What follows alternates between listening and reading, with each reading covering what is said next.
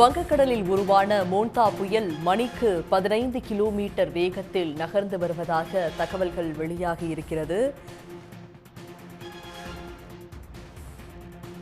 முன்னதாக 16 கிலோமீட்டர் வேகத்தில் நகர்ந்து கொண்டிருந்த புயலின் வேகம் சற்று குறைந்திருக்கிறது. இது பற்றிய விரிவான விவரங்களோடு இணைக்கிறார் செய்தியாளர் ஸ்ரீதர். ஸ்ரீதர், தற்போது மோன்தா புயல் சென்னையிலிருந்து 560 கிலோமீட்டர் தொலைவில் மையம் கொண்டிருப்பதாக தகவல்கள் வெளியாகி இருக்கிறது. புயலின் வேகமும் சற்று குறைந்திருக்கிறது என்ற தகவலும் வெளியாகி இருக்கிறது. முழு விவரங்கள் என்ன?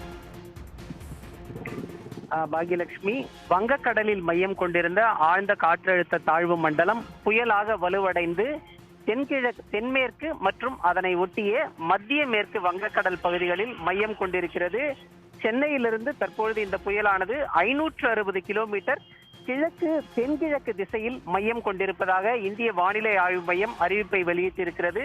முன்னதாக வடமேற்கு திசையில் நகர்ந்து கொண்டிருந்த இந்த புயலானது தற்பொழுது நகரும் திசையில் சற்று மாற்றத்தை ஏற்படுத்தி ஆந்திர கடலோர பகுதிகளை நோக்கி வடமேற்கு திசையில் நகர்ந்து கொண்டிருக்கிறது. ஏற்கனவே மணிக்கு 16 கிலோமீட்டர் வேகத்தில் நகர்ந்து கொண்டிருந்த இந்த மோன்தா புயல் தற்பொழுது மணிக்கு 15 கிலோமீட்டர் வேகத்தில் ஆந்திர கடலோர பகுதிகளை நோக்கி நகர்ந்து சென்று கொண்டிருக்கிறது. நகரும் வேகம் என்பது சற்று குறைந்திருக்கிறது.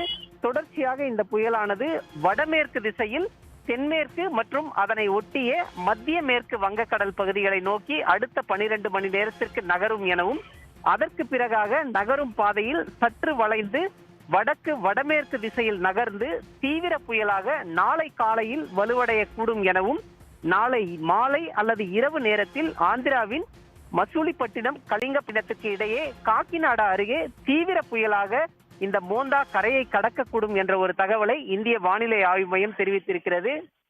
தீவிர புயலாகவே கரையை கடக்க இருப்பதால் இதனுடைய கரையை கடக்கும் நேரத்தில் வேகம் என்பது மணிக்கு 110 கிலோமீட்டர் வேகத்தில் இருக்கக்கூடும் என்ற ஒரு தகவலையும் இந்திய வானிலை ஆய்வு மையம் தெரிவித்திருக்கிறது.